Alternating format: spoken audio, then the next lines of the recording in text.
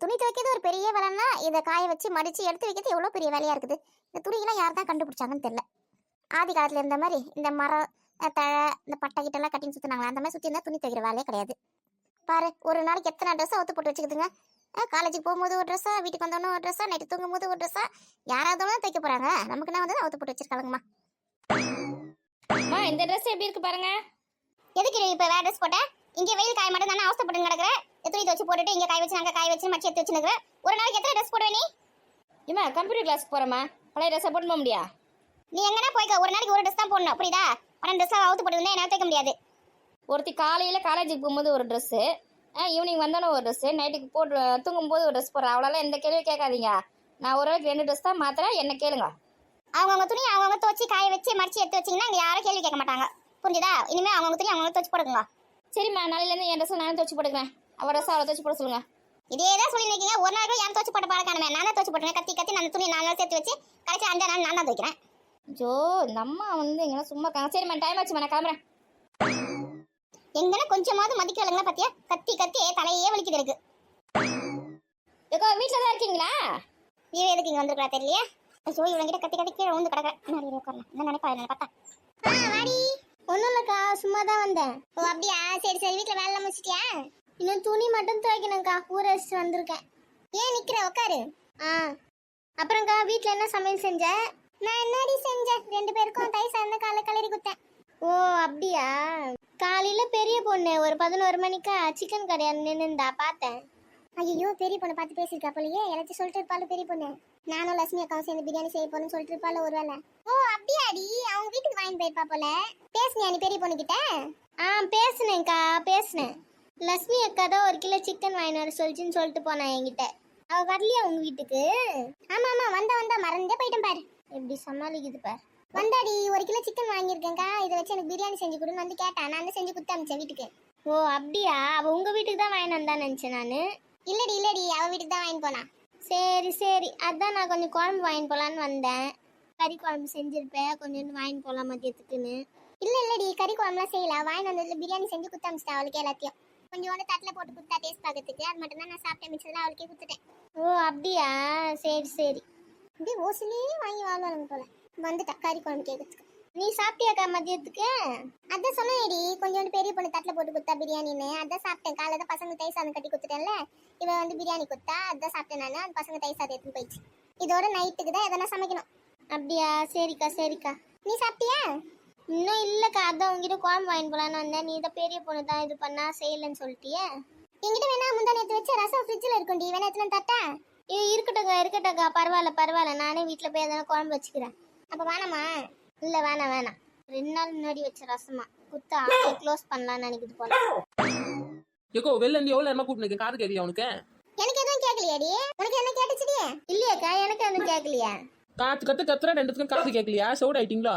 சரி பிரியாணில ஒரு குண்டால போட்டு எடுத்து வைக்க சொன்னேன், எனக்கு எடுத்து வச்சிட்டியா? ஐயோ கரெக்டான நேரத்துல இந்த பெரிய பொண்ணு வேற வந்து மாட்டி விட்டாலே, சமாளிப்போம். பிரியாணியை வீட்லயே தான் வச்சுக்குது, ஒரு வார்த்தையாவது கேட்டுதா சாப்பிட்றியான்னு. பெரிய பொண்ணுன்னு போய் சொல்லியிருக்குமா? அப்போ இது டபரோட உனக்கு தானே குத்த, நீ எத்தனை போலியா வீட்டுக்கு இங்கே வச்சுட்டு போயிட்டியா? எதுக்கு இப்ப அக்கா சிக்னல் கொடுத்தேன்? ஓ அப்படியா, சரி ஆமால மறந்து இங்கே வச்சுட்டு போயிட்டேன். சிக்னல் குத்துட்டாமா, உஷாராயிட்டா. இருடி போய் எத்தனை நேரம் பிரியாணி? இருக்கட்டுங்க அப்புறமாவே வாங்கிக்கிறேன் பொறுமையா. அப்படியா, சரி 2 பேர்ல எவெல்லாம் ஒருத்தி கொஞ்சோண்டு சாப்பிட்றியான்னு கேட்கறாளுங்களா பத்தியா? கல் நெஞ்சுக்காரிங்க. என்ன ராணி அக்கா இந்த பக்கம் வந்திருக்க? இன்னைக்கு வேற எங்கேயும் போலையா? இங்கே தானே மீட்டிங்கு? ஒன்றும் இல்லடி, சும்மா தான் வந்தேன். அது வந்து குழம்பு வாங்கி போலான்னு வந்தாடி. நான் எங்க குழம்பு ஆக்குனேன். காலைல தை சாதம் கட்டி கொடுத்துட்டேன்ல, மதியானத்துக்கு பிரியாணி நீ கொஞ்சம் கொடுத்து அதை சாப்பிட்டேன்ல. அவள் குழம்பு கேட்டு வந்திருக்கா. முன்னதான் காலைல கறி கல்ல பார்த்தாலுமே நீ தான் சொல்லியிருக்க இந்த மாதிரி லட்சுமி அக்கா வீட்டுக்கு போறேன்னா, அதனால தான் இங்கே வந்துருக்கா குழம்பு வாங்கி போகிறதுக்கு. ஓ அப்படியா விஷயம், சரி. பூஜா இங்க வா. இந்த வரேம்மா. சொல்லுங்கம்மா. தழு துணி எதுவுமே ரூம்லயே வச்சிரு, வான மூடிக்கிச்சு. நாளைக்கு தோச்சிக்கலாம், இப்போ தோச்சு போட்டாலும் காயவே காயாது. சரிம்மா. சரிக்கா, அப்ப நான் அப்படியே போயிட்டு வரேன். ஏன்டி வீட்ல என்ன வேலை இருக்கா? ஏன் கிளம்பிட்ட சீக்கிரமா?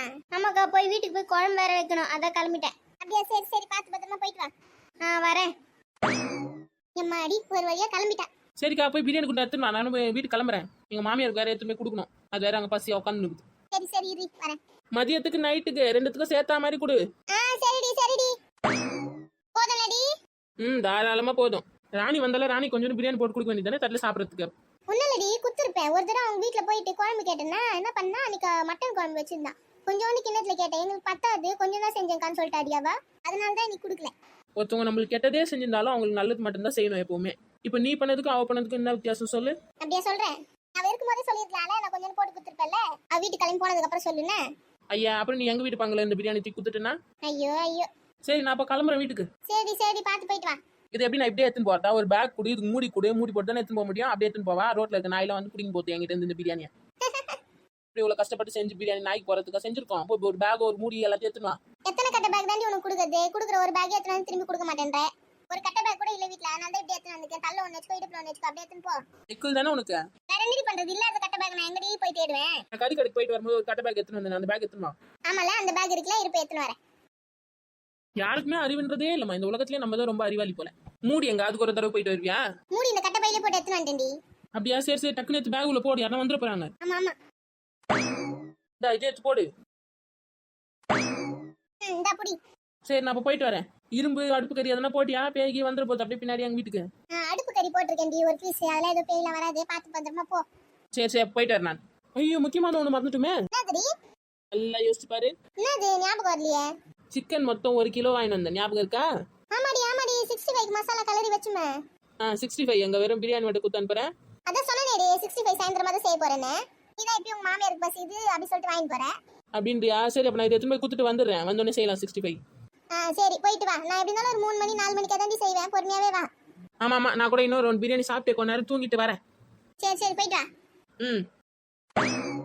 எங்க துணி துவைக்கலான்னு பார்த்தா மழையும் வெயிலும் மாறி மாறி வருது. எப்பதான் நான் அந்த துணியை துவைச்சு முடிப்பேன் தெரியலையே. கொஞ்ச நேரம் போய் படுப்போம். பகல்ல தூங்கி எத்தனை நாள் ஆகுது. போய் கொஞ்ச நேரம் தூங்கி ரெஸ்ட் எடுக்கலாம்.